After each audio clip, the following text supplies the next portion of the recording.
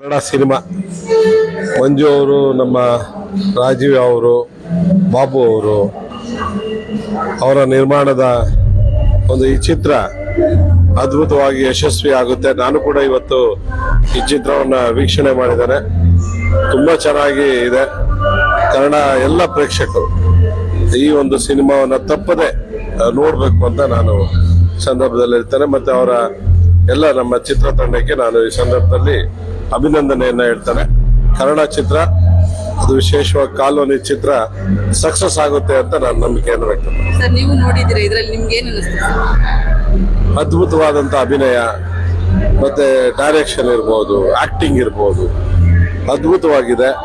Cinema ನಾವು 3 ಗಂಟೆ ಆರಾಮಾಗಿ ಕನ್ನಡ ಸಿನಿಮಾ ತೆಲುಗು ಮೇಕಿಂಗ್ ಗಿಂತ ಇನ್ನೂ ಹೆಚ್ಚು ರೀತಿಯಲ್ಲಿ ಈ ಮೇಕಿಂಗ್ ಅನ್ನು ಮಾಡಿದ್ದಾರೆ.